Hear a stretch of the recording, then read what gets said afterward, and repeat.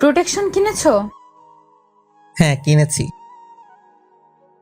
দেখো আবার গত রাতের মতো নিজের বাড়িতে ফিরে এসো না। না না, বাড়িতে ফেলবো কেন? আমি তো ওয়ালেটে করে নিয়ে এসেছি। তাড়াতাড়ি করো, বাড়িতে আজকে কেউ নেই। এত দেরি বা করছো কেন? বাইকটায় তেল ভরাচ্ছিলাম তোমার বাড়ির সামনে পেট্রোল পাম্পে। আচ্ছা তাড়াতাড়ি এসো। অতঃপর ফোনটা ডিসকানেক্ট করে বিছানার পাশে রেখে সাকিবের পছন্দের ড্রেস পরে নিল মিলি। 3 মাস আগে এক সোশ্যাল সাইটে আলাপ হয় তাদের। সাকিবের ফটোগ্রাফি দেখে মিলি মুগ্ধ হয়েছিল তার প্রতি, আর তাই পেজের ইনবক্সে মেসেজ করে সাকিবের সাথে কথা বলার আগ্রহ প্রকাশ করেছিল মিলি। সাকিবকে নিয়ে নিজের কিছু ছবি তোলাতে চাই সে। সাকিব তাই কথা বলেছিল তার সাথে। প্রথম দিন কথা বলার পরে মিলি জানিয়েছিল সে সাকিবের হার্ট ফ্রেন্ড। প্রথমে যথেষ্ট অবাক হয়েছিল সাকিব, ফ্যান হওয়ার মতো কি এমন করেছিল সে বুঝতে পারছিল না। তবুও মিলির তার প্রতি পাগলামি তাকে আকৃষ্ট করেছিল মিলির প্রতি। সাকিব তাই লোহার ন্যায় মিলি নামক চুম্বকের দিকে আকর্ষিত হচ্ছিল একটু করে। সাকিবের পছন্দের নারী দৃষ্টির মতো হুবহু ছিল মিলি। সাকিবের ফর্সা মেয়ে একেবারেই অপছন্দ ছিল, কারণ ফর্সা মেয়েরা সব বেশ্যা টাইপের হয়। শুধু ফর্সা নয়, সুমুখশ্রী মেয়েও তার পছন্দ নয়। আর তাই মডেলের ফটোগ্রাফি করলেও আদেও তাদের ঘৃণার চোখে দেখে।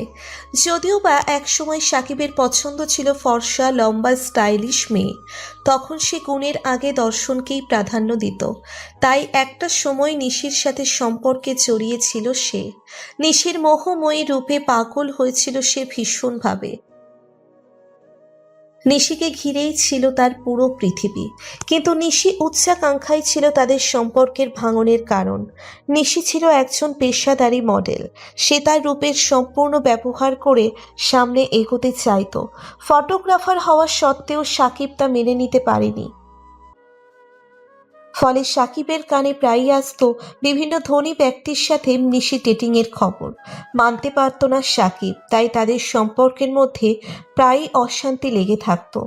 একদিন তো সাকিবকে তার এক হোটেল ম্যানেজার বন্ধু জানিয়েছিল নিশি এক মেগা বাজেট সিনেমায় সুযোগের জন্য প্রযোজকের সাথে রুম শেয়ার করেছিল। তাই সেদিন বাড়ি ফেরার সময় সাকিব এই বিষয়টা নিয়ে নিশির সাথে জিজ্ঞেস করলো। অকপট স্বীকারোক্তিতে সে স্বীকার করে সব। মিথ্যা বলা পছন্দ নয় নিশির। যে কাজ করে সে লজ্জিত নয়, সেই কাজ সে লুকাবে কেন? অতএব সবকিছু স্বীকার করে সাকিবের কাছে ক্ষমা চেয়েছিল নিশি। নিশি তাকে এটাও জানিয়েছিল তার কোনো ইচ্ছাই ছিল না, কাস্টিং কাউসে নাম লেখার কোনো ইচ্ছেই ছিল না, কিন্তু অভিনেত্রী হওয়ার স্বপ্নের কাছে তার শরীর তুচ্ছ মনে হয়েছে। আর তাই নিজের উচ্চাকাঙ্ক্ষা সফল করতে সে নিজের শরীরটা বিলিয়ে দিয়েছিল প্রয়োজনের সামনে, প্রযোজকের সামনে। কারণ সে চায়নি তার থেকে কম প্রভাবশালী এই কাজ করে সুযোগটা কেড়ে নিক তার কাছ থেকে। সে আসলে বিমর্ষ হয়েছিল অডিশনে রিজেক্ট হতে হতে। সত্যি শোনার সাহস ছিল না সেদিন সাকিবের। নিজের ভালোবাসার মানুষকে অন্যের বিছানায় কিভাবে সহ্য করবে সাকিব? নিশি কিভাবে পারলো তার বিশ্বাস নষ্ট করতে? কিভাবে পেরেছিল বিশ্বাসঘাতকতা করতে? সে বুঝতে পারছিল না তার এবং নিশির সম্পর্কের থেকে কিভাবে নিশির কাছে উচ্চাকাঙ্ক্ষায় বড় হতে পারে। নিশি বারবার ক্ষমা চেয়েছিল সাকিবের কাছে। সাকিবের পা ধরে কেঁদেছিল মেয়েটি পাগলের মতো। কিন্তু সাকিব বুঝতে চায়নি তার কথাগুলো। কিভাবেই বা বুঝবে? তার কাছে তো কোনো বিশ্বাসঘাতকের কোনো দাম নেই। ভালোবাসার ভাগ যে কাউকে দেওয়া যায় না। ভালোবাসার মানুষটা পুরো অধিকার যে তারই। তাই উত্তেজিত হয়েছিল সেদিন, নিজেকে নিয়ন্ত্রণ করতে পারেনি। তাই নিশির গায়ে হাত তুলেছিল সেদিন, বেল্ট দিয়ে পাগলের মতো মেরেছিল নিশিকে। সেদিন থেকে নিশিরও মনে হতে থাকে সাকিব তার উন্নতির পথে অনেক বড় বাধা। তাই পরের দিনই সে সাকিবকে জানিয়েছিল তাদের সম্পর্ক ভাঙতেই হবে। সেদিন থেকেই ফর্সা সুন্দর নারী তার চোখে বেশ্যার সমান। সে ফর্সা সুন্দর নারী মূর্তির চরম ঘৃণা করে। ঘৃণা হওয়াটাই স্বাভাবিক ছিল, তাই নিজের পছন্দের নারী মূর্তির ক্রাইটেরিয়া পরিবর্তন করে সে। সে তার বন্ধু মহলে প্রায় বলতো, ফর্সা মেয়ে মানে চরিত্রহীনা, বুঝলি? শালীরা নিজের রূপ কাজে লাগিয়ে যা খুশি তা করে বেড়ায়। ফর্সা মানে বেশ্যা। মিলির বাহ্যিক গঠন ছিল নিশির উল্টো। নিশির মতো মোহনীয় রূপ ছিল না তার, বরং তার গায়ের রং শ্যামবর্ণের তুলনায় অনেক বেশি চাপা ছিল। তার শারীরিক গঠনও নিশির মতো ওয়েল মেনটেন ছিল না, বরং ছিল অনেকটা ঢিলে ঢালা। 34 সাইজের কোমরের অধিকারিণী সে। তাই সাকিবের তার প্রতি জন্মেছিল বিশ্বাস। তাই সে নিজেই মিলিকে দিয়েছিল প্রপোজাল। সাকিবের মতো সুদর্শন পুরুষের কাছ থেকে প্রপোজাল পেয়ে ফেরায়নি মিলি। সে বারবারই চাইতো তার প্রেমিক হোক ভীষণ রকম হ্যান্ডসাম, সে তাকে ভীষণ রকম সুখ দিতে পারবে। কারণ তার বিশ্বাস, হ্যান্ডসাম ছাড়া তাকে কেউ সুখ এনে দিতে পারবে না। মিলির কাছে প্রেম মানে শরীর সুখটাই বুঝতো। তার মতে শরীর সুখ না হলে সম্পর্ক টেকে না। তার বান্ধবীদেরও বলতো সে। তাই তার এক বান্ধবী রেগে তাকে বলেছিল, হ্যাঁ রে মিলি, তোর মাথায় কি সেক্স ছাড়া আর কিচ্ছু ঢোকে না? সেক্স ছাড়াও ভালোবাসা হয়। শারীরিক সম্পর্কটা হলো ভালোবাসার একটা অংশ মাত্র, কিন্তু সম্পর্ক নয়। যারা এটাকে সম্পর্ক ভাবে তাদের শেষ পরিণতি দেখবার মতন হয়।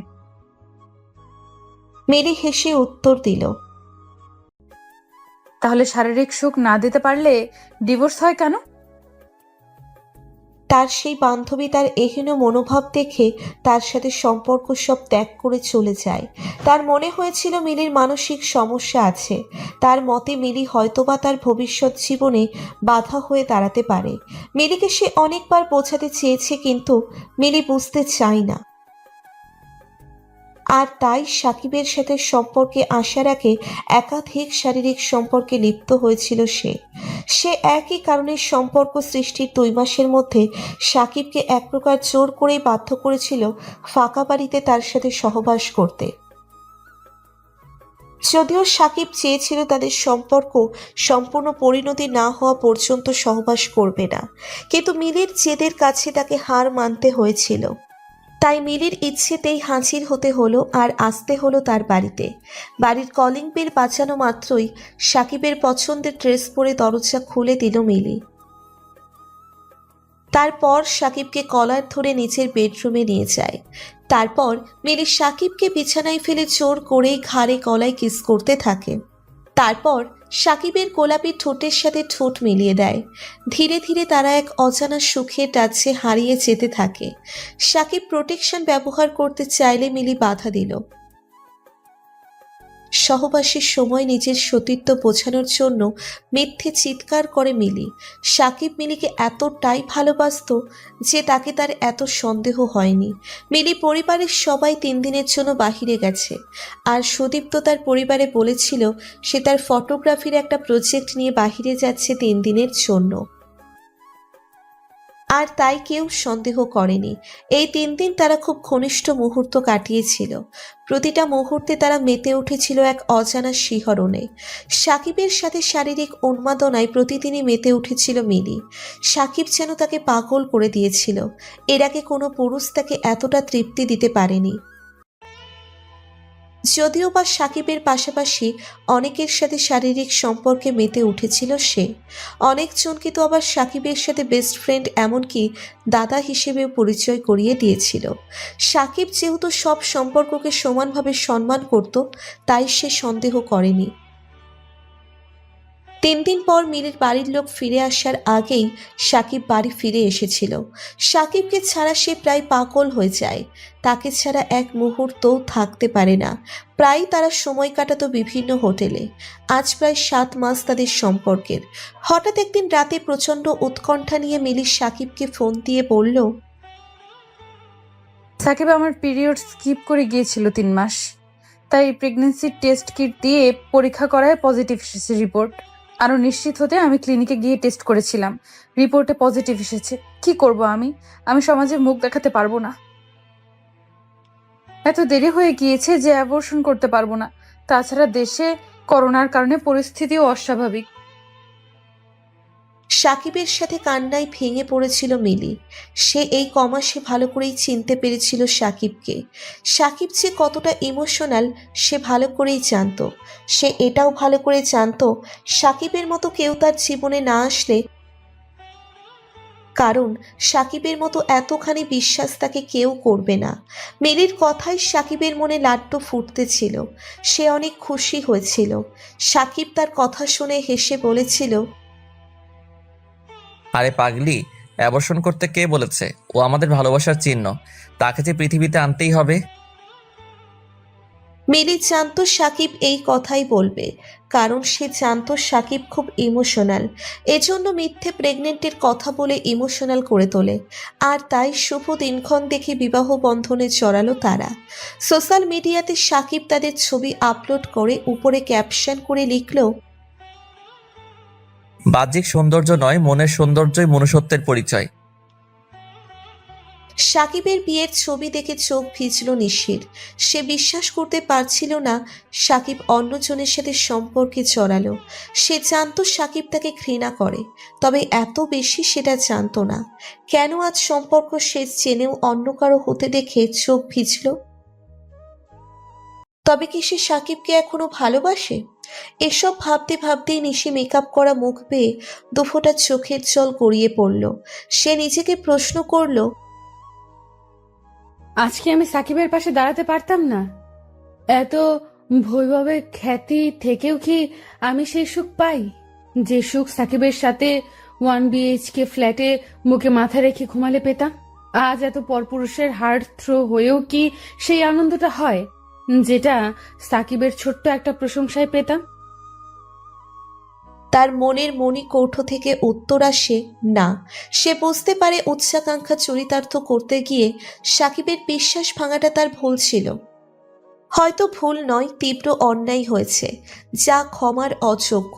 কিন্তু কি আর করার, সাকিব আজ অন্য কারোর। তাকে ফিরে পাওয়ার রাস্তাও আজ থেকে বন্ধ, কারণ সে নিজের উচ্চাকাঙ্ক্ষার কাছে বিসর্জন দিয়েছিল নিজের ভালোবাসাকে। সে পারেনি সাকিবের সেই প্রথম দিনের ভার্জিন গার্ল হয়ে থাকতে। সাকিব কি এমন চেয়েছিল তার কাছে যে সে দিতে পারেনি? না, সে দিতে পারত, কিন্তু নিজের উচ্চাকাঙ্ক্ষার কাছে তা হারিয়ে ফেলেছে। নিশির মেকআপ করতে দেরি হচ্ছে দেখে নিশির ক্রো আর্টিস্ট মিম আসে তার কাছে।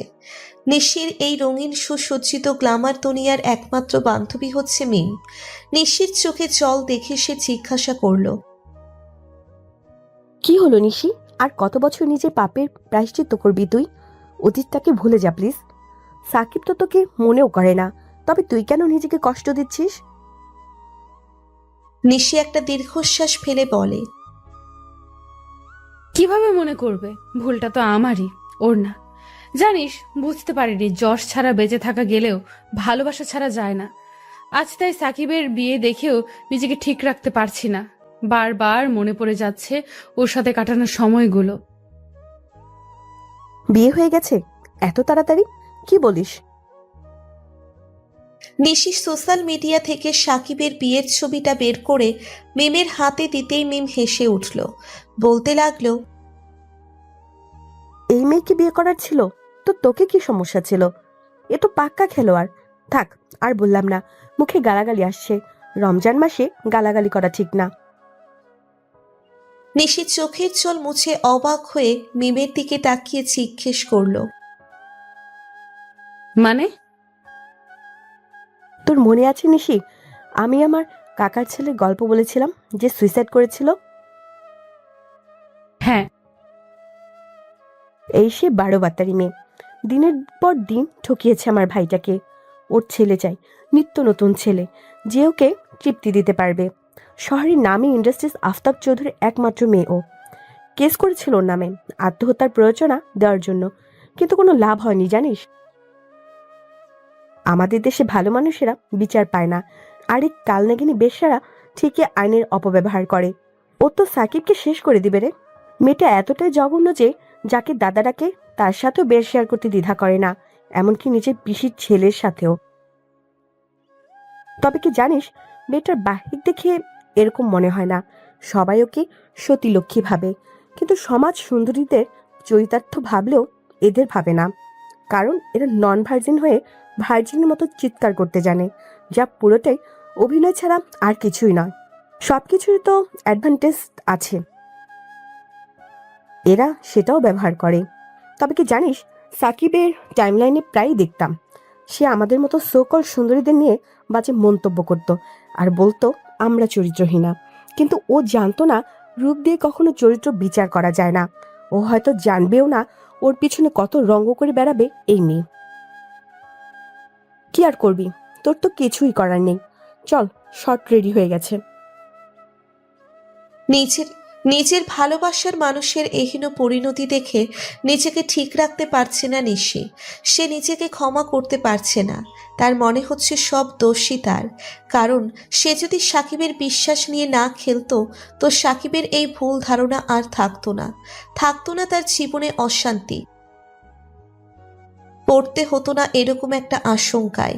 আর তাই আজ মনে হচ্ছে সবকিছু ছেড়ে সাকিবের কাছে দৌড়ে ছুটে যায়, তাকে সব খুলে বলি। কিন্তু আফসোস তার, সে অধিকার আর নেই। তবে সব সত্যি জানার পরেও সে কিভাবে চুপ থাকবে? কিন্তু কি করবে সেটাও যে তার জানা নেই। তাই নিজেকে দায়ী করে নিজেকে দোষী ভাবা ছাড়া আর যে কিছুই করার নেই তার। তার হাতে তো কোনো প্রমাণও নেই যা সাকিবের সামনে তুলে ধরে তাকে বাঁচাবে। কান্নাই আজ ভেঙে পড়ল নিশি, তাও চরম আত্মগ্লানিতে। আজ এই নাম যশ তার কাছে বিশ্বের ন্যায় মনে হতে লাগলো। সাকিবের ছবি বুকে নিয়ে কাঁদতে লাগলো নিশি, আর বলতে শুরু করলো, আমায় ক্ষমা করে দাও সাকিব, আমায় ক্ষমা করে দাও।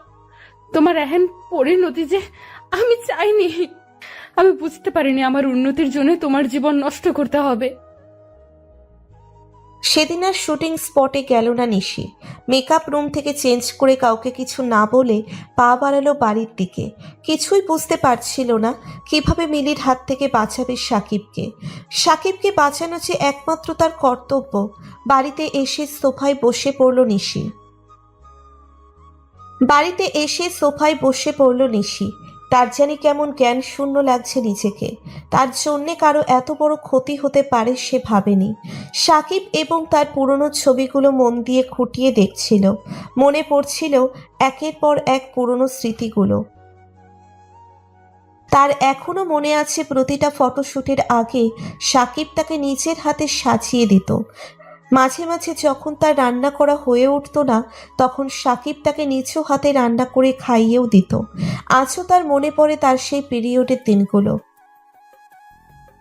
অসম্ভব যন্ত্রণায় যখন সে ছটপট করত, সাকিব তখন তার জন্য জল গরম করে হট ওয়াটার ব্যাগে করে সেক দিয়ে দিত তাকে। তাকে কোনো কাজ করতে দিত না সারাদিন। সে সাকিবের দিকে তাকিয়ে অবাক নয়নে ভাবত,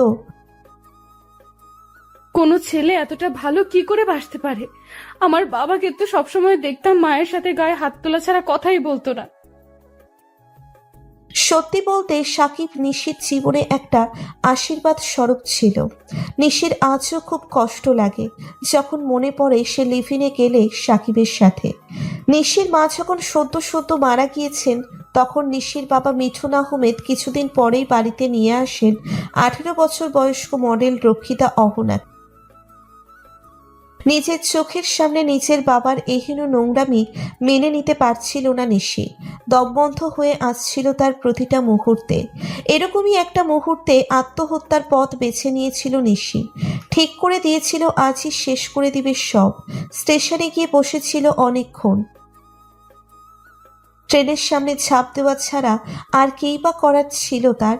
সে ঝাঁপ দিতেই চাচ্ছিল, কিন্তু হঠাৎ পার্সে রাখা ফোনটা বেজে ওঠায় সে সম্বিত ফিরে পায়। কারণ তখন তার ক্লাসমেট সাকিব ফোন করেছিল। নিশিও মনে মনে তাকে পছন্দ করত। তার পার্সোনালিটি, অ্যাটিটিউড সবকিছুই নিশির কাছে ভালো লাগতো। শুধু ক্লাসমেট বললে ভুল হবে, কারণ সাকিবও নিশিকে আরো বেশি কিছু মনে করত। সাকিব হঠাৎ নিশিকে বলে বসলো, I am in a love with you lot. I love you, Nishi.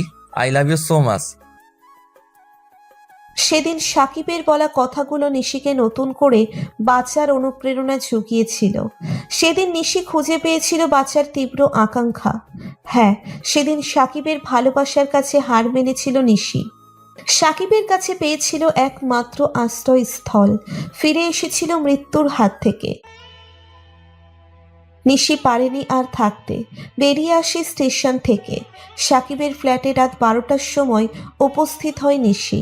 Shakib ফেরায়নি তাকে, বুকে টেনে নিয়েছিল সেদিন। সাকিব কোনো দিন তার চোখে এক ফোঁটা জল আসতে দেয়নি। প্রতিবার অডিশন দিয়ে ব্যর্থ হয়ে যখন বাড়ি ফিরত, সাকিব তখনই তার হাতে হাত রেখে সাহস দিয়ে বলতো, তুমি ঠিক পারবে। সাকিবের একটা কথাই তাকে সাহস জুগিয়েছে বহু বছর, কিন্তু এতবার অডিশন দিয়ে ধৈর্যের বাঁধ ভেঙেছিল তার। প্রতিবারই সে দেখত তার চেয়ে কম মূল্যের কেউ চান্স পেয়ে যাচ্ছে শরীরের মূল্যে। তাই সে আর কোনো কিছুই না ভেবে রাজি হয়ে গিয়েছিল প্রযোজকের সাথে হোটেলের রুমে যেতে। আর সেই দিনটার জন্যই আজ সে ক্ষমা করতে পারেনি নিজেকে। সাকিবকে তারপরেই সে হারায় চিরতরে। পুরনো স্মৃতিগুলো ভাবতে ভাবতে সোফায় ঘুমিয়ে পড়ে নিশি। হঠাৎ ফোনটা বেজে ওঠে। তার ডিরেক্টর নীল ফোন করেছে তাকে। একরাশ বিরক্তি নিয়ে ফোনটা রিসিভ করলো। হ্যালো। ওপাশ থেকে নীল ধরা গলায় বলতে লাগলো, তুমি একটু দেখা করতে পারবে? নিশি খুব ভালো করেই জানে নীল তাকে খুব পছন্দ করে। সেই পছন্দ সহকর্মী আর বন্ধুর চেয়ে অনেকটা বেশি। কিন্তু তার স্ত্রী আত্মহত্যার কারণ হিসেবে নীলের নাম শোনায় সে নীলের মধ্যে দেখতে পায় তার বাবার প্রতিচ্ছবি। তাই নীলকে একেবারেই পছন্দ করে না সে। তাই নীলের প্রশ্নের উত্তরে ভদ্রতার সাথে জানালো, আজকে পারবো না। আসলে সাকিবের ব্যাপারই ছিল, তোমার সমস্যা থাকলে তোমার বাড়িতে আসছি। সাকিবের ব্যাপারে কথা বলবে তাই নিশি আর নিষেধ করেনি। নিশি বসতে দিল। বাড়িতে আসার পর নীলকে বসতে দিল নিশি। নীল তার দিকে তাকিয়ে বলল, নিশি, আজকে মিম আমাকে সাকিবের বিয়ের ছবি দেখিয়ে বলল তোমার শুটিংয়ে না আসার কারণ। তোমার উপর একটু রাগ হয়েছিল। একইভাবে সাকিবের উপর প্রচন্ড রাগ হয়েছিল, কারণ এই সিনেমাটা বহুকাল ধরে ঝুলছে। আমি যেহেতু সাকিবকে আরো আগে থেকে ব্যক্তিগতভাবে চিনতাম, তাই সাকিবকে মেসেজ করে বলতে চেয়েছিলাম সে যেন তোমাকে ব্লক করে। কিন্তু ওর প্রোফাইল অন করতেই আমি মিলি নামের একটা মেয়ের ছবি দেখি। মনে আছে আমি তোমায় বলেছিলাম আমার স্ত্রী আত্মহত্যা করেছিল? নীল চোখটা রুমাল দিয়ে মুছে বলল, এই মিলির বেস্ট ফ্রেন্ডই ছিল আমার বউ। আমার বউয়ের নাম ছিল নীলাঞ্জনা। 12 বছরের সম্পর্ক পরিণতি পেয়েছিল আমাদের দুজনের সম্মতিতে। আমরা দুজন দুজনকে পাগলের মতো ভালোবাসতাম। আমার সব কয়টা শুটিং স্পটে থাকতো নীলাঞ্জনা। ও যেন আমার জীবনের চরম ইন্সপিরেশন ছিল। একদিন নীলাঞ্জনাই আমাকে মিলির সাথে পরিচয় করিয়ে দেয়। বলেছিল মিলি ওর বন্ধু নয়, ওর বোন। শুনে খুশি হয়েছিলাম। জানো, নীলাঞ্জনাকে কেউ ভালোবাসলে আমার খুব ভালো লাগতো, আর তাই মাঝে মাঝে মিলির সাথে হাই হ্যালো করতাম। একদিন আমার এক শুটিং স্পটের বাইরে মিলির সাথে দেখা হয় আমার। ওর গাড়ি খারাপ হয় লং ড্রাইভে এসে। আমি ওকে ওর বাড়ি অব্দি লিফট দেই। ওর বাড়িতে এসে বসতে দিয়েছিল আমাকে। ফর্মালিটির জন্য সেটাও করি। মিলে চলে যায় ঘরের ভেতরে। এক অদ্ভুত রকমের খোলামেলা ড্রেস পরে আসে আমার সামনে। তার আকার ইঙ্গিতে আমি বুঝে গেলাম সে কি করতে চায়, কিন্তু ততক্ষণে অনেক দেরি হয়ে যায়। সে আমার পাশে এসে বসে। তার অতি স্বল্প পোশাক আমার অস্বস্তির কারণ হয়ে দাঁড়ায়। আমি তাই তার দেওয়ার কোল্ড ড্রিঙ্কসটা খেয়ে তার বাড়ি থেকে বের হতে চেয়েছিলাম, কিন্তু মাথা ঘুরে পড়ে যায়। তারপর কি হয়েছে আমার মনে নেই। ঘুম থেকে উঠে বাড়ি ফিরে আসি, কিন্তু শরীরটা প্রচন্ড দুর্বল লাগছিল। বাড়ি ফেরার পর নীলাঞ্জনাকে শরীর ক্লান্ত লাগার কথা জানালে কড়া করে 1 কাপ চা করে দেয়, কিন্তু তাও ক্লান্তি মেটে না। সেদিন ক্লান্তির কারণে ঘুমের সাগরে হারিয়ে গিয়েছিলাম। কিন্তু পরের দিনে মিলি আমাকে কিছু খারাপ ভিডিও MMS করে পাঠায়, যেখানে আমি তার সাথে সুখের সাগরে ভাসছিলাম। তারপর থেকে সে প্রায় আমাকে দিয়ে তার চাহিদা মেটাতো আর বলতো ভিডিওটি ইন্টারনেটে ছাড়িয়ে দেবে। নীলাঞ্জনাকে সাহস করে কিছু বলতে পারিনি, আর তাই অনিচ্ছাকৃতভাবে প্রতিদিনই তার সাথে বেড শেয়ার করতে হতো। ধীরে ধীরে নিজের উপর ঘৃণা জন্মেছিল, তাই একদিন শুটিং এর নাম করে তার কাছে যায়নি। ভেবেছিলাম আমার কোনো দোষ নেই, আমি কেন সহ্য করব, কিন্তু বাড়িতে এসে দেখলাম আমার নীলাঞ্জনা ঘুমের ওষুধ খেয়ে চির শান্তির ঘুমে ঘুমাচ্ছে। সুসাইড নোটে লিখেছিল মিলির সাথে আমার অবৈধ সম্পর্ক নাকি তার মৃত্যুর জন্য দায়ী। প্রিয়জনের আঘাত সহ্য করতে পারেনি আমার নীলাঞ্জনা।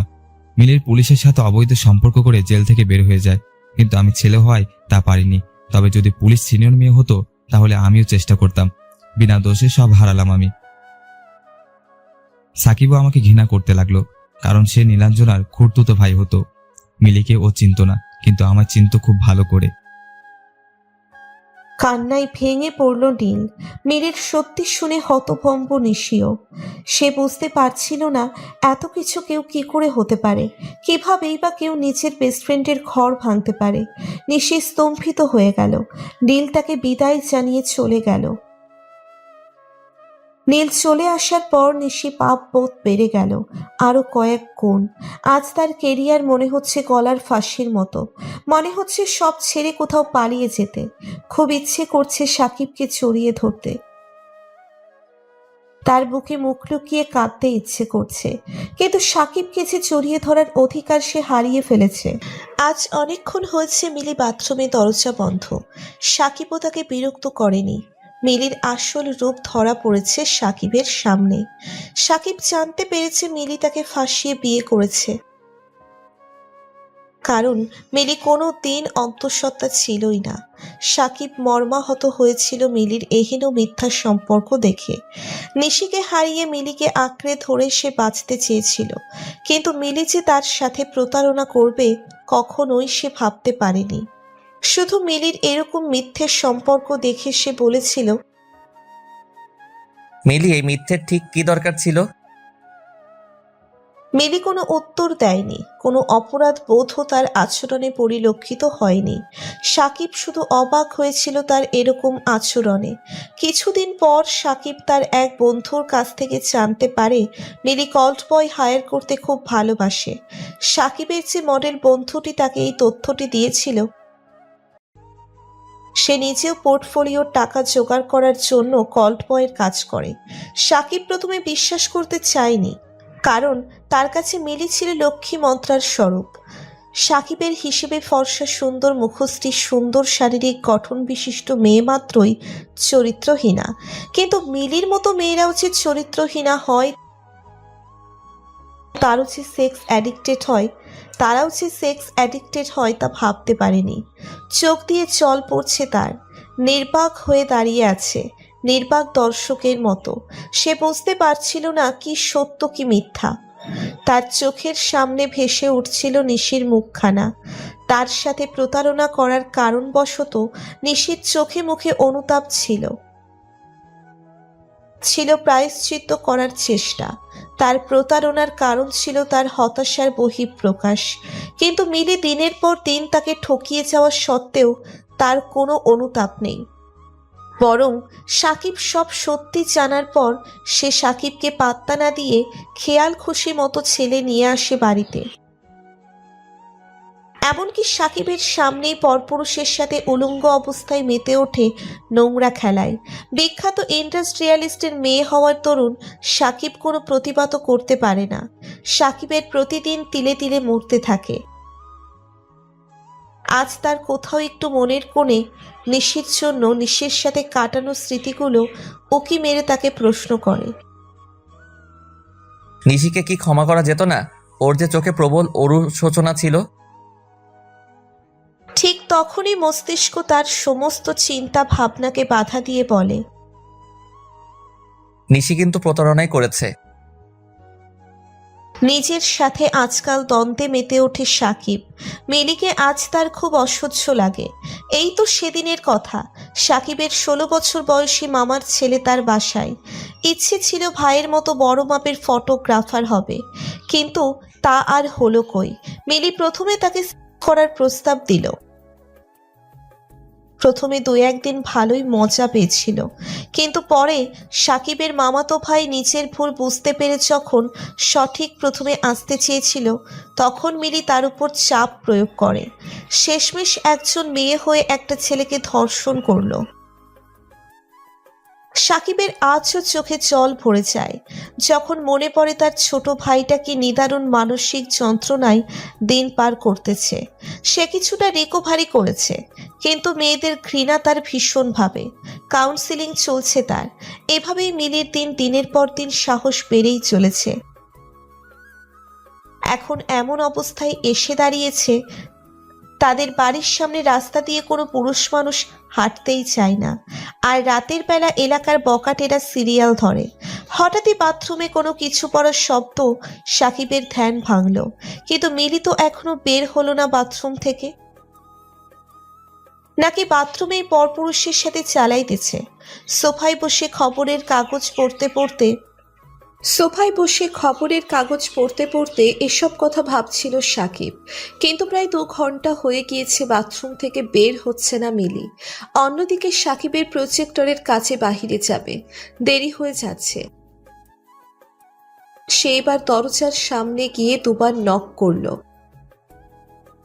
মিলি, দরজা খোলো। মিলি, খুলো বলছি। ভেতর থেকে কোনো সাড়া শব্দ না পেয়ে সাকিবের মনে আশঙ্কা সৃষ্টি হতে থাকলো। অজানা এক আতঙ্ক ধাওয়া করতে থাকে। কাজের মেয়েকে নিয়ে দরজা ভেঙে দেখতে পেল বাথরুমের মেঝেতে বিবস্ত্র অবস্থায় পড়ে আছে মিলি। দ্রুত অ্যাম্বুলেন্সে ফোন করলো সাকিব এবং দ্রুত মিলিকে নিয়ে হাসপাতালের উদ্দেশ্যে রওনা দিল। মিলির মা বাবাকেও খবর দেওয়া হলো, কিন্তু হাসপাতালে পৌঁছানো মাত্রই হাসপাতালের ডক্টররা তাকে মৃত ঘোষণা করলো। মিলির মা বাবা নিজের একমাত্র মেয়ের মৃত্যুর খবর পেয়ে ক্ষিপ্ত হলো। তারা সাকিবের নামে এফআইআর করলো আর মিলির বডি পোস্টমর্টেমে পাঠানো হলো। এদিকে সাকিবকে পুলিশ গ্রেপ্তার করলো। সাকিবকে 2 দিনের রিমান্ডে নেওয়া হলো। সাকিবের উপর অমানসিক নির্মম অত্যাচার শুরু করলো। সাকিবের কথা কেউ শুনছে না। পুলিশদের একটাই কথা, দোষ করিস আর না করিস, তুই স্বীকার করতেই হবে। আমাদের দেশের আইন এরকমই। দোষী বা নির্দোষ বিবেচনা করে না, তাদের শুধু আসামি চাই পকেট গরম করার জন্যে। যাদের কাছ থেকে মোটা অঙ্কের টাকা নেওয়া যাবে বিচার তার পক্ষে হবে, আর যে দিতে ব্যর্থ হবে তার উপর চলবে অমানসিক তাণ্ডব। দেশ আজ কোথায় পৌঁছলো? স্বাধীনতা অর্জন করেও কি ন্যায় নীতি প্রতিষ্ঠা করতে পারলাম আমরা? তার থেকেও ভালো হতো পরাধীনতার জীবন। যাই হোক, গল্পে আসি। মিলির পরিবার মিথ্যে 498 দায়ের করলো তার নামে। তাদের মনে হয়েছিল মিলির অত্যাচারে অতিষ্ঠ হয়ে খুন করে দিয়েছে সাকিব। সাকিবের কাতর আর্জি কেউ শুনল না। পোস্টমর্টেমের রিপোর্ট আসার আগেই তাকে রিমান্ডে নেওয়া হলো। 2 দিন পর তাকে জেলে হস্তান্তর করা হলো। এই 2 দিন তার জীবনে এক দুঃস্বপ্নের মতো কেটেছে। হাঁটার মতো শক্তিটুকু অবশিষ্ট নেই। তাই জেলের দেওয়ালের সাথে ঢিল দিয়ে বসে থাকতে ভাবতে লাগলো, আজকের এই পরিণতির জন্য শুধুই আমি দায়ী। মনে হচ্ছিল লক্ষ্মী মন্ত্রা খোঁজার জন্য চেষ্টা না করে যদি নিশিকে বোঝার চেষ্টা করত, তাকে ক্ষমা করে দিত, তাহলে হয়তো আজকে এই দিন দেখতে হতো না। অন্যরকম জীবন কাটাতে পারত। অকারণে এতখানি অপমানিত হতে হতো না তাকে। মিলি তাকে জীবিত অবস্থাতেও শান্তি দেয়নি, আর মরে গিয়ে তো বাঁচাটাই হারাম করে দিচ্ছে। নিজেই নিজেকে দোষারোপ করছে সাকিব। তার মাথায় একটা কথা বারবার কড়া নাড়ছিল। আনমনে বলতে লাগলো, মা ঠিকই বলতেন, সৌন্দর্য দিয়ে কখনো চরিত্র বিবেচনা করা যায় না। আসলেই তো, চরিত্রের সাথে রূপের কোনো সম্পর্ক নেই। দেখতে সুন্দর হলেই যে চরিত্রহীনা, আর দেখতে খারাপ হলেই যে চরিত্র ভালো, কিংবা দেখতে ভালো হলে যে চরিত্র খারাপ, অথবা দেখতে খারাপ হলে যে চরিত্র খারাপ। এই ধারণাগুলোই যে বোকা বোকা। কিন্তু এতগুলো প্রশ্নের মধ্যে একটা বিষয় তাকে খুব ভাবাচ্ছে। সেটা হলো মিলি কিভাবে মারা গেল। সে কি সুইসাইড করেছে নাকি হত্যা করা হয়েছে? রহস্যটা কি? তার মাথায় কিছুই ঢুকছে না। সব গলিয়ে যাচ্ছে। আজ একটা কথাই বড্ড মনে আঘাত হানছে। চরিত্র কখনোই সৌন্দর্য দিয়ে হয় না। মানুষের চরিত্র মানসিকতার উপর নির্ভরশীল। এই সত্যটা বুঝতে খুব দেরি হয়ে গেছে, যার দরুন আজ আমার এই অবস্থা। খুব ইচ্ছে করতেছে আত্মহত্যা করতে, কিন্তু নিজেকে মনোবল দিয়ে দমন করে রাখছি। কারণ আত্মহত্যা মানে নিজের জীবনের কাছে হার মানা। না আমি হার মানবো না, আমি হার মানবো না। আমি জয়ী হবই। আমাকে ভেঙে পড়লে চলবে না। মিলি আমার জীবনে শুধুই মরীচিকা, আর এই একটা কারণে নিজের জীবন তো আর নষ্ট করতে পারি না। আমি তো জানি আমি নির্দোষ। হয়তো সৃষ্টিকর্তা আমাকে পরীক্ষা করতেছে, কিন্তু কিভাবে নিজেকে নির্দোষ প্রমাণ করব? কিভাবে সবাইকে বোঝাবো আমি কিছুই করিনি? কিভাবে মিলির মুখোশ সবার সামনে তুলে ধরবো?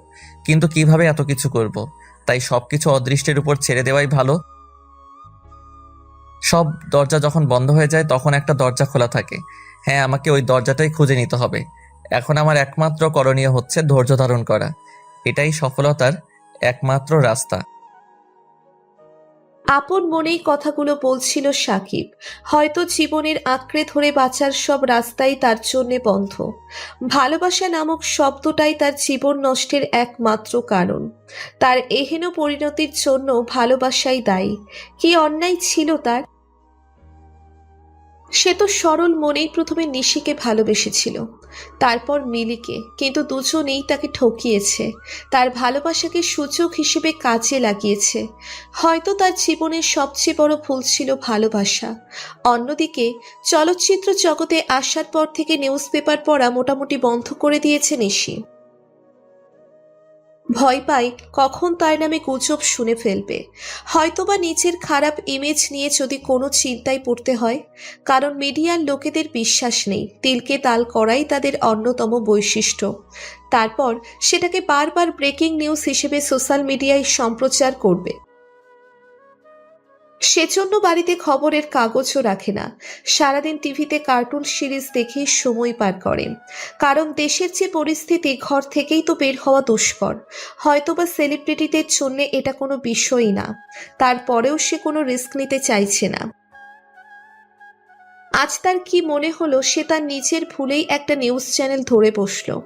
প্রথমেই তার নতুন সিনেমার প্রমোশন দেখে সে খুব খুশি হলো, পরক্ষণেই তার মাথায় বাজ ভেঙে পড়ল। হঠাৎ তার চোখে পড়ল একটা ব্রেকিং নিউজে, যেখানে লেখা ছিল বিখ্যাত শিল্পপতির কন্যা মিলির মৃত্যুতে পুলিশ গ্রেপ্তার করলো তার স্বামী সাকিবকে। খবরটি শুনে মুহূর্তেই স্তম্ভিত হয়ে গেল নিশি। সে খুব করেই জানতো সাকিব মিলিকে পাগলের মতো ভালোবাসতো। নিশি জানতো সাকিব একটু বদমেজাজি, তবে এতটাও নয় যে মিলিকে হত্যা করবে। কারণ সাকিব যদি এতটাই বদমেজাজি হতো তাহলে নিশি নিজেও ওই দিনের পরে বেঁচে থাকতো না। খবরটা শোনা মাত্রই সে ফোন করলো মিমকে, কিন্তু মিম তখন এক পার্টিতে ব্যস্ত ছিল। নিশির ফোন রিসিভ করার পরে সে জানতে পারল পুরো কাহিনী। মিমও খুব অবাক হয়েছিল, প্লাস খুশিও হয়েছিল। কারণ এরকম একটা আবর্জনা সমাজ থেকে তাহলে বিদায় হলো।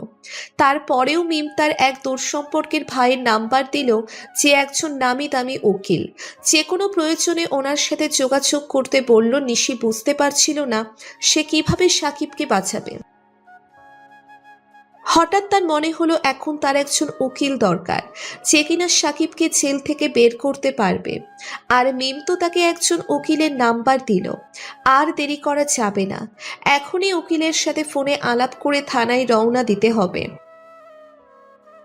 যা করার খুব দ্রুত করতে হবে। রাত তখন প্রায় 11টা। ড্রাইভার ছুটি নিয়ে দেশের বাড়ি গিয়েছে। কোনো উপায় না পেয়ে সে নিজেই পাগলের মতো ড্রাইভ করে কোনো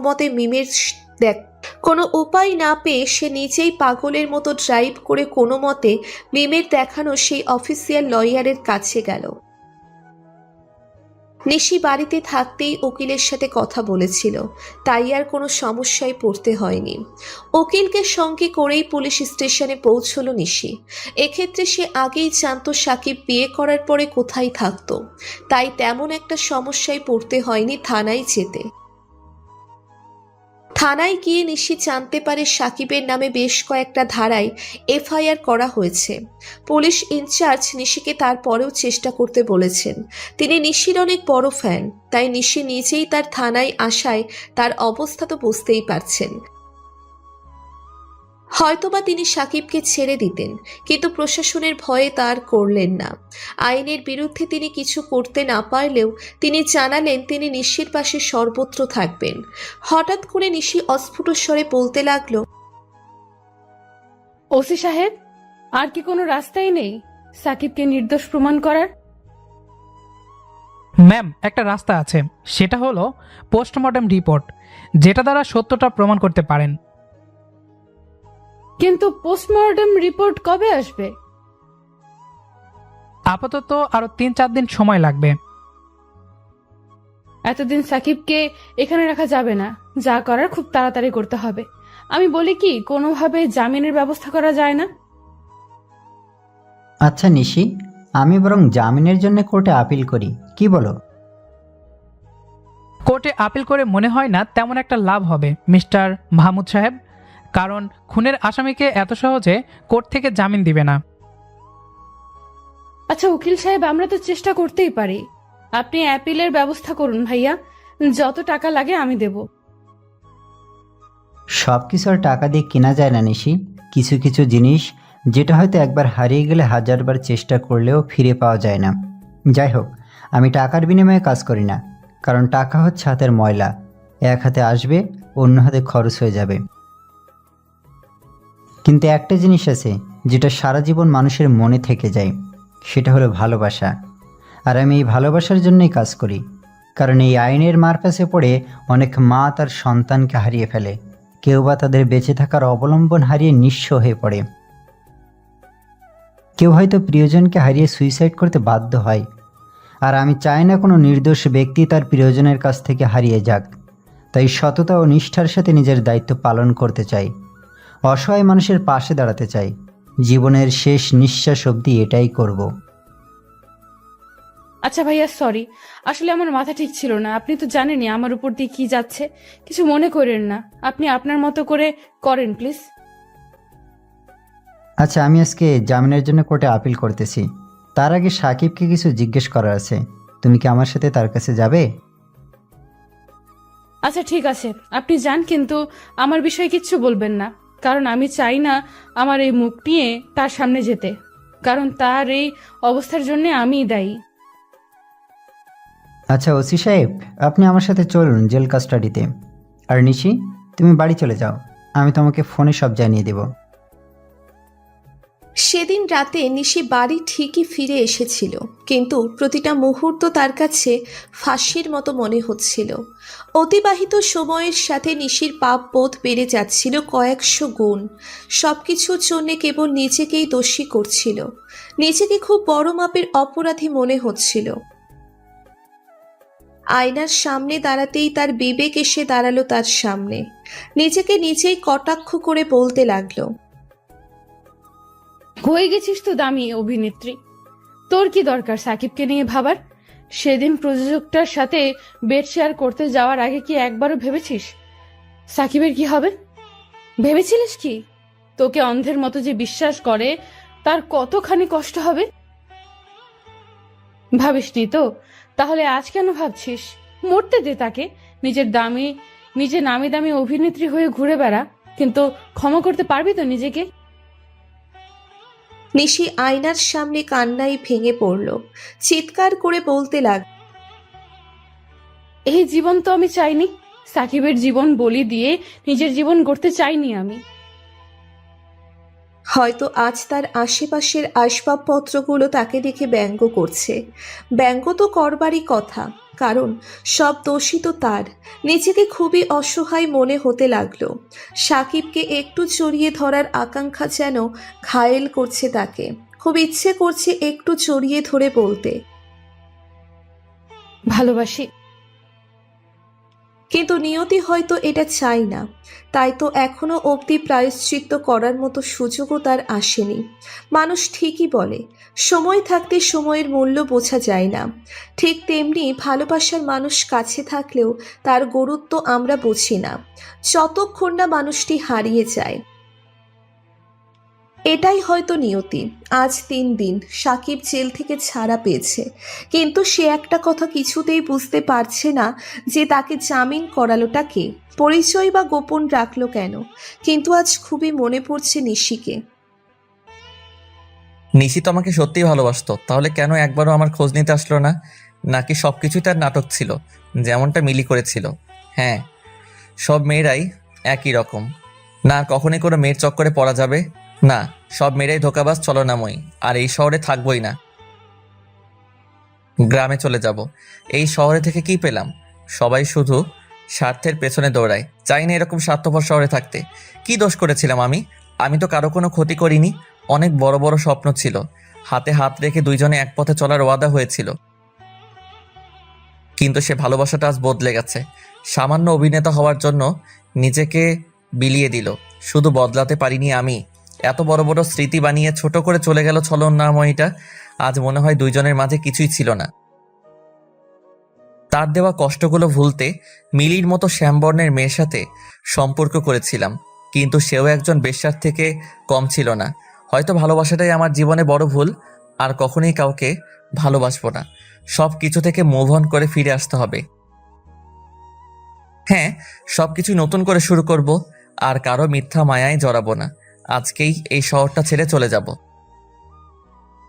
এরকম হাজারো ধিক্কারে ফেটে পড়ল সাকিব, আর নিচের জামা কাপড় গুছিয়ে নিয়েই বাস স্টেশনের দিকে হাঁটা ধরল। পুরো দমে হাঁটতেছে, কিন্তু শেওলা হাইওয়েতে আসা মাত্রই এমন কিছু দেখতে পেল যা দেখে আর নিজেকে ঠিক রাখতে পারল না। হয়তো আর বাড়ি ফেরাই হবে না। আজকেই হয়তো পৃথিবীর মায়া ত্যাগ করে ওপারে পাড়ি জমাতে হবে। এই জগৎ সংসার খুবই নিষ্ঠুর, কারো সুখ কেউ সহ্য করতে পারে না। সাকিব নিশির হাত ধরে অনবরত কেঁদেই চলেছে। আজ যেন তার কান্নাই থামছে না। তার একটা ভুল ধারণার জন্য আজ তার জীবন থেকে নিশিকে হারিয়ে ফেলতে বসেছে। হয়তো আর কখনোই নিশি ঘুমানোর আগে জড়িয়ে ধরবে না, রাগ করলে জোর করে কিস করবে না, হয়তো জ্যোৎস্না রাতে হাতে হাত রেখে হাঁটার জন্য আর বায়না ধরবে না, হয়তোবা কেউ আর ফুচকার দোকানে ঝাল খাইয়ে কিস করার বাহানা খুঁজবে না। কেবি হয়তো আর বলবে না জান ভালোবাসি, লাভ ইউ পাগল। কেবি হয়তো বলবে না খুব ক্ষুধা পেয়েছে, একটু পাপ্পি দাও না। কেউ জেদ ধরবে না একই প্লেটে ভাত খাওয়ার জন্য, কারণ হারিয়ে যাওয়া স্মৃতি একদিনের হলেও তা কাদায় সারা জীবন। নিশি হয়তো আমার জীবনে পরীক্ষা স্বরূপ এসেছিল, কিন্তু আমি সেই পরীক্ষায় ফেল করেছি। আমি অপরাধী। হ্যাঁ, আমি অপরাধী। আমার কারণে একটা নিষ্পাপ মেয়ে, যে কিনা আমাকে খুব ভালোবাসতো, সে আজ প্রতিটা মুহূর্তে মৃত্যুর সাথে লড়াই করছে শুধুমাত্র আমাকে বাঁচাতে গিয়ে। আপনারা ভাবতেছেন সেদিন কি এমন হয়েছিল যার জন্য নিশির এই অবস্থা? তাহলে চলুন অতীত থেকে ঘুরে আসি। সেদিন নিশির শুটিং থেকে বাড়ি ফেরার পথে গাড়ি খারাপ হয়ে যায়, যার কারণে গাড়ি থেকে বের হয়। কিন্তু বের হওয়া মাত্রই যা দেখলো, নিজের চোখে যেন বিশ্বাসই করতে পারতেছে না। কারণ কয়েকজন মাস্তান টাইপের লোক সাকিবের দিকে বন্দুক তাক করে দাঁড়িয়ে আছে, আর তাদের পেছনেই দাঁড়িয়ে আছে শহরের নামি দামি ইন্ডাস্ট্রিয়ালিস্ট আফতাব চৌধুরী। নিশি যেন বাকরুদ্ধ হয়ে পড়েছে, কথা বলার ভাষা হারিয়ে ফেলেছে। এদিকে সাকিব বিশ্বাসই করতে পারছে না যে আফতাব চৌধুরী এতটা নিচে নেমে যাবে, নিজের মেয়ের দোষ তার উপর চাপাবে। হয়তো আজ তাকে মৃত্যুর স্বাদ গ্রহণ করতে হবে। হঠাৎ বন্দুক চলার শব্দে সাকিব ভয়ে চোখ বন্ধ করে ফেলে, কিন্তু না, তার তো কোনো জায়গায় গুলি লাগেনি। তবে কি সে ভুল আওয়াজ শুনেছে? কিন্তু চোখ খোলা মাত্রই তার দুনিয়া অন্ধকার হয়ে আসছিল, কারণ নিশি নিজের জীবন দিয়ে সাকিবের জীবন বাঁচিয়ে দিয়েছে। হ্যাঁ, সেদিন নিশি তার ভালোবাসার মর্যাদা রেখেছে নিজের জীবন দিয়ে। নিশি তার ভুলের প্রায়শ্চিত্ত করেছে। নিশির পুরো জামা রক্তে লাল হয়ে আছে। নিশি মাটিতে ঢলে পড়তেছে। সাকিব যেন পাগলের মতো হয়ে গিয়েছে। সে এক প্রকার দৌড়ে নিশিকে নিচের কোলে নিয়ে নেয়। নিশি, তুমি এটা কেন করলে? নিশি, আমার জন্য নিজের এত বড় ক্ষতি কেন করলে? নিশি, তোমার কিছু হয়ে গেলে আমি বাঁচবো না। নিশি, সাকিব, আমাকে মাফ করে দাও। আমি হয়তো আর বাঁচবো না। এত ভুল করেছি, এবার অন্তত প্রায়শ্চিত্ত করার সুযোগ দাও। না, তোমার কিছু হবে না। তোমার কিছু হলে আমি বাঁচবো না। জানো সাকিব, আমার না খুব ইচ্ছে করতেছে তোমার বুকে মাথা রেখে একটু ঘুমাতে, যেমনটা আগে রাখতাম। জানো, আমি সেদিন নিজের ইচ্ছেতে যাইনি হোটেলে। আমাকে পানি দিয়ে উত্তেজনার ওষুধ দেওয়া হয়েছিল, তাই আর নিজেকে সামলাতে পারিনি। জানো সাকিব, তুমি যখন আমাকে সেদিন বেল্ট দিয়ে মেরেছিলে, সেদিন আমার না খুব ব্যথা হয়েছিল। কিন্তু আমার ততটা কষ্ট হয়নি যতটা তোমার বউয়ের অতীত জেনে কষ্ট হয়েছিল। জানো, আমার না খুব চিন্তা হতো যদি তোমার কিছু করে দেয়। আল্লাহর কাছে প্রতিদিনই তোমার জীবন ভিক্ষা চাইতাম। হ্যাঁ, আল্লাহ আমার জানটাকে বাঁচিয়ে, কিন্তু হয়তো আমাদের মিলনটা আর হলো না গো। শেষবারের মতো একবার বলবে ভালোবাসি? না থাক, আমার মতো একজন বেশ্যাকে বলে নিজের মুখ পাপিষ্ঠ করো না। না, তোমার কিছুই হবে না। আমি তোমাকে হাসপাতালে নিয়ে যাব। তোমার কিছু হলে আমি বাঁচবো না নিশি। সাকিব, আমার না খুব কষ্ট হচ্ছে। সাকিব। হঠাৎ নিশি অজ্ঞান হয়ে পড়ে। সেদিন সাকিব নিশিকে হাসপাতালে ঠিকই নিয়ে আসছিল, কিন্তু ভাগ্য খারাপ হলে যা হয়। কারণ সচেতনতা মস্তিষ্কের কর্টেক্সের মাধ্যমে পরিচালিত জ্ঞানী ও দক্ষতামূলক কর্মকাণ্ডগুলোর গুণগত দিকগুলোর সাথে সম্পর্কিত, যার মধ্যে রয়েছে মনোযোগ, সংবেদনশীলতা, স্পষ্ট স্মৃতি, ভাষা, কোনো কাজ সম্পন্ন করার ক্ষমতা, সাময়িক ও স্থানিক অবস্থান অনুধাবন করা ও বাস্তবতা বিচার করার ক্ষমতা। স্নায়ুবিক দৃষ্টিকোণ থেকে চেতনা পরিচালিত হয় সেরিব্রাল কর্টেক্স বা ধূসর অংশ থেকে, যা মূল মস্তিষ্কের বাইরের অংশ, ও রেটিকুলার অ্যাক্টিভেটিং সিস্টেম থেকে, যার অবস্থান ব্রেন সিস্টেমের ভেতরে। কিন্তু নিশির সেগুলো কোনোটাই সক্রিয় নয়। ডাক্তারি ভাষায় বলতে হবে নিশি কোমাতে চলে গেছে। এতে পুরো দোষটাই সাকিবের। কি এমন দোষ করেছিল নিশি যে ক্ষমা করা যেত না? এখানে তো তার কোনো দোষ নেই। নিশি তো নিজের উচ্চাকাঙ্ক্ষার বশে ভুল করে ফেলেছে। কিন্তু সাকিব তো চাইলে তাকে সঠিক পথে নিয়ে আসতে পারত। নিজের ভালোবাসার বেড়া ছেলে মুড়িয়ে নিশির জীবন থেকে সকল পাপ ধুয়ে মুছে দিতে পারত। কিন্তু পুরো সত্যি না জেনে সে নিশিকে এত শাস্তি দিল। সাকিবের চোখ থেকে কয়েক ফোঁটা নোনা জল তার গাল বেয়ে গড়িয়ে নিশির মুখে এসে পড়ছে। সাকিবের চোখের পানি এক ফোঁটা নিশির চোখের উপর পড়তেই নিশির চোখ টিপুনি দিয়ে ওঠে, সাথে হাতটাও হালকা নাড়িয়ে ওঠে। সাকিবের চোখ নিশির চোখের দিকে পড়তেই সাকিবের মুখে হাসি ফুটে ওঠে। এই পাগলি, তুমি তোমার চোখটা মাত্রই নড়ালে, তাই না? তার মানে তুমি আমার কথা শুনতে পাচ্ছ, তাই না? কি হলো, কথা বলছো না কেন? আমি জানি তো তুমি আমার কান্না একদমই সহ্য করতে পারো না। তাই তো সেদিন আমার জন্য নিজের জীবন বলি দিতে বসেছিলে, আর এখন চোখের ইশারা করে আমাকে কান্না করতে বারণ করছো, তাই না পাগলি? তুমি একবার সুস্থ হও, আমি আর তোমাকে কষ্ট দিব না। পৃথিবীর সেরা বর হয়ে দেখিয়ে দিব। ডাক্তার, ডাক্তার কোথায় আপনারা? প্লিজ তাড়াতাড়ি আসুন ডাক্তার। সাকিবের চিল্লা চিল্লিতে সকলে কেবিনের মধ্যে প্রবেশ করে। কি হয়েছে? এমন উত্তেজিত হচ্ছেন কেন? দেখুন না, আমার পাগলিটা একবার চোখ নাড়ানোর পরে আর নাড়াচ্ছে না। আপনি প্লিজ উত্তেজিত হবেন না, আমাদের দেখতে দিন। ডাক্তার নিশিকে দেখার পর, হাউ ইজ পসিবল? মানে আপনি কি বলতে চাইতেছেন ডাক্তার?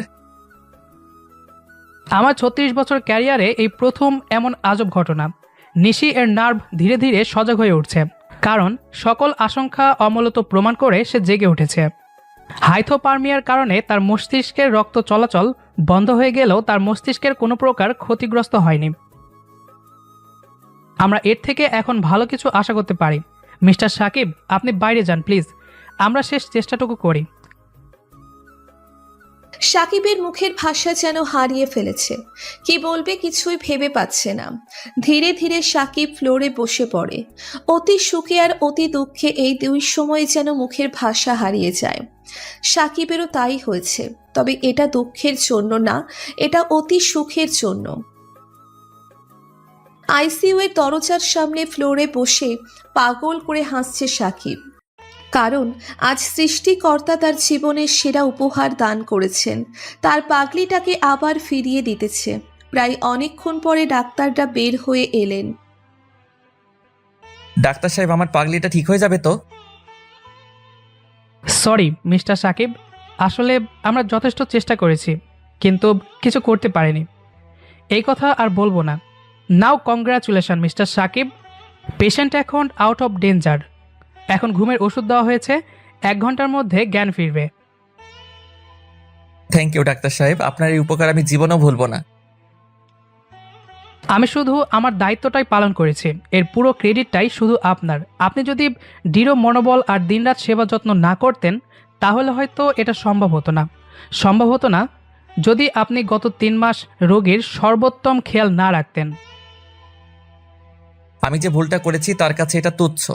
হয়তো সারা জীবন এর মাসুল টানতে হতো যদি না নিয়তি ফিরে না চাইতো। Anyway, I have important appointment. I have to leave right now. Oh sure. Sakib কেবিনের দিকে পা বাড়ালো, কিন্তু কোথায় যেন একটা বাধা কাজ করতেছে। কোন মুখ নিয়ে সে শিশির সামনে দাঁড়াবে? নিশি কি তাকে ক্ষমা করবে, নাকি তার উপর জমানো অভিমান আজ পূর্ণতা পাবে? এরকম হাজারো প্রশ্ন তাকে ঘিরে ধরেছে। এরই মাঝে কেবিনে প্রবেশ করলো। কেবিনে প্রবেশ করা মাত্রই নিশির নিষ্পাপ মুখটি দেখে তার অন্তরাত্মা কেঁপে উঠল। কত ব্যথাই না সহ্য করেছে মেয়েটি। যেখানে আজ তার থাকার কথা সেখানে আজ শুয়ে আছে নিশি। প্রকৃত ভালোবাসাগুলো মনে হয় এমনই,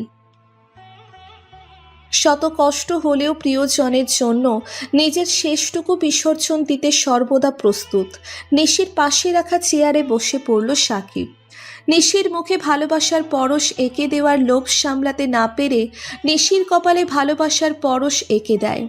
তারপর নিশির মায়াবী চেহারা মূর্তির দিকে এক নজরে চেয়ে রইল। নিশির মায়াবী চেহারা মূর্তির দিকে তাকিয়ে থাকতে থাকতে কখন সে ঘুমিয়ে গেছে নিজেই জানে না। ঘুমানোরই কথা, 3 মাস ধরেই তো অঘুমেই আছে।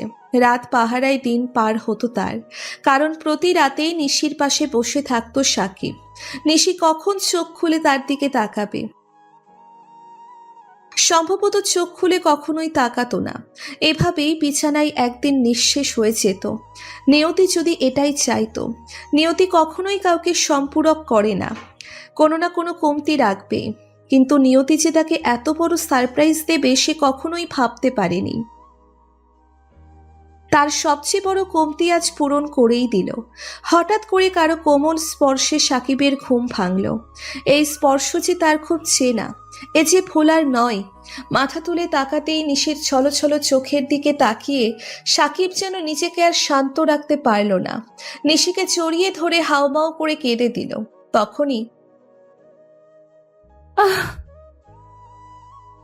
সাকিব নিশির দিকে তাকিয়ে বুঝতে পারল নিশি ব্যথা পেয়েছে, তাই ছেড়ে দিতে লাগলো। নিশি তার হাতটা শক্ত করে জড়িয়ে ধরে। এই, আমাকে ছেড়ে চলে যাওয়া হচ্ছে?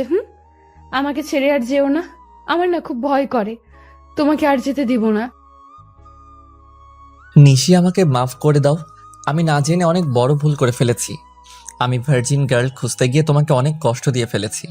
আমি জানতাম না ভার্জিন গার্ল নয়, বরং মনের ভার্জিনিটি আসল। জীবন সুন্দর করে সাজাতে চাইলে ভার্জিন গার্ল না, বরং ভার্জিন মনি দরকার। কিন্তু আমি সেটা বুঝিনি, আর যতক্ষণে বুঝলাম তখন অনেক দেরি হয়ে গেছিল। আমার কারণে তোমার জীবন থেকে 3টা মাস হারিয়ে গেল। কিন্তু এবার আর ভুল করব না, তোমাকে আর কষ্ট দিব না।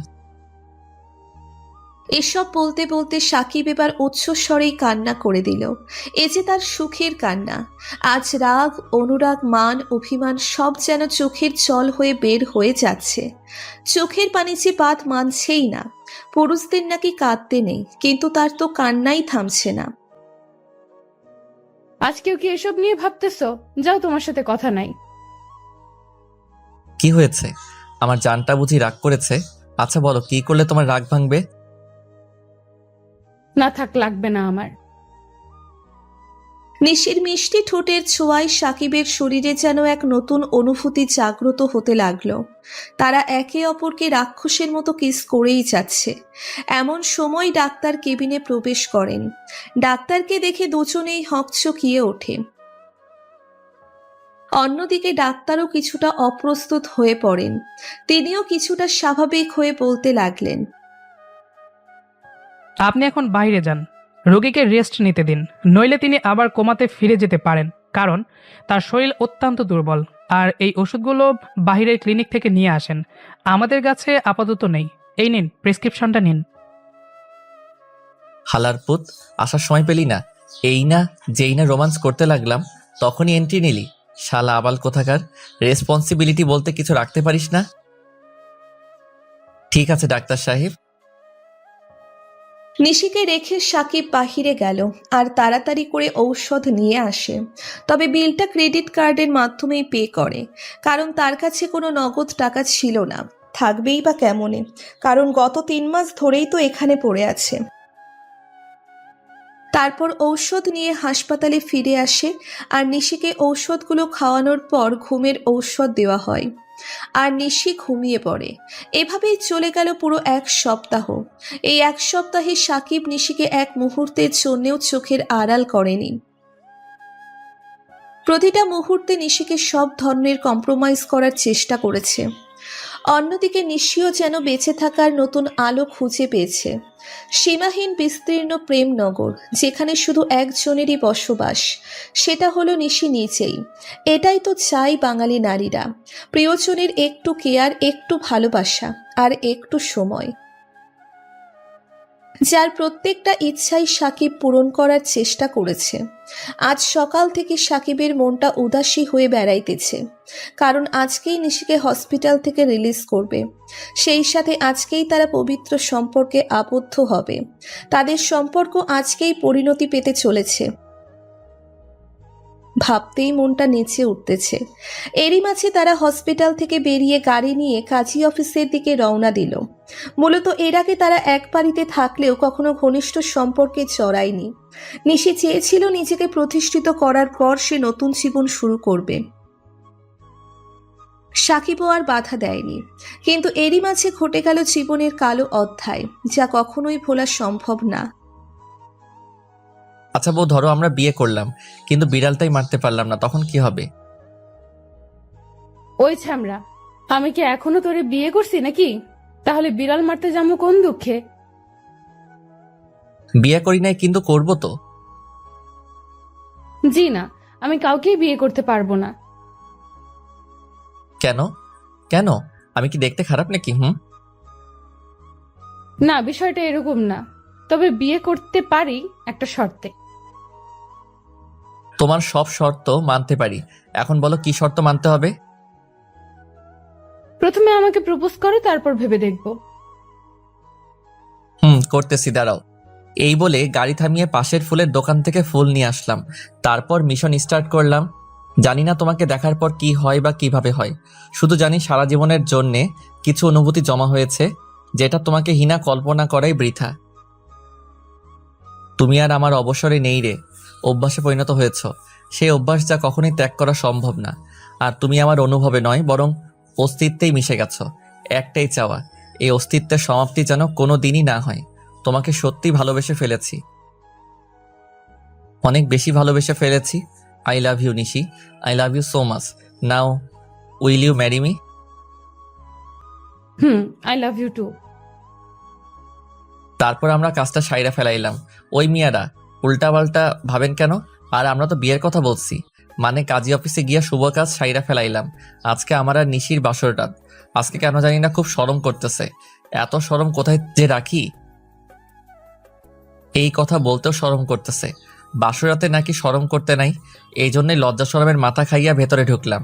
কিন্তু দেখি বউ আমার ইয়া বড় একটা ঘোমটা দিয়া বইসা আছে।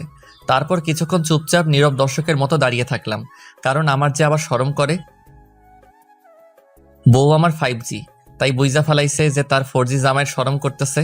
অতএব দেরি না কইরাই আমাকে সালাম করতেছে। সবাই বুকে নেয়, তাই আমিও বুকে নিলাম। আমি আবার সবার মতো বেশিক্ষণ থাকতে পারি না, তাই বলতে শুরু করলাম, বেঁচে থাকো বৎস, স্বামী সংসার নিয়ে খুশি হও। তারপর আর কি, নাক বরাবর একটা ঘুষি খেলাম প্রথমে, তারপর বাসর রাতেই বউয়ের হাতে উদাম কেলানি খেলাম। আমি মনে হয় প্রথম মানুষ যে কিনা বাসর রাতে বউয়ের কেলানি খেলাম। আপা সাইরা দেন, আর কখনো এরকম কথা বলবো না। আমি আর কখনোই বাসর ঘরে আসবোই না। আজকে মনে হয় সিগারেট খাই মাতাল হইয়া গেছিলাম, তাই তো রং নাম্বারে আইসা পড়ছি। ওই, আমি তো রাপা লাগি, হ্যাঁ জম লাগি জম। আর সিগারেট খাই মাতাল হয় কেমনে? বিয়ে করেছিস না? হ্যাঁ, এবার বুঝাবো মজা কাকে বলে। গুন্ডি খালাম্মা, এই বাচ্চা পোলাটারে মাফ কইরা দেন প্লিজ। ওই, আর একবার যদি উল্টাপাল্টা বকেছিস তো আজকেই তোরে চান্দে পাঠায় দিমুনি। আচ্ছা আগে তো কলারটা ছাড়েন। তারপর আর কি, বাসর করার প্রস্তুতি নিতে লাগলাম। আমি নিশিকে বললাম, চলো আজকে আমরা ফুটবল ক্রিকেট খেলবো আর 2টা দল তৈরি করব। তুমি কি করবা? নিশি কিছুটা লজ্জা পেল, আর কিছু বলল না, শুধু একটা রেড সিগন্যাল দিল। কারণ তারপরে লাইট অফ করে ফুটবল ক্রিকেট শুরু করে দিলাম।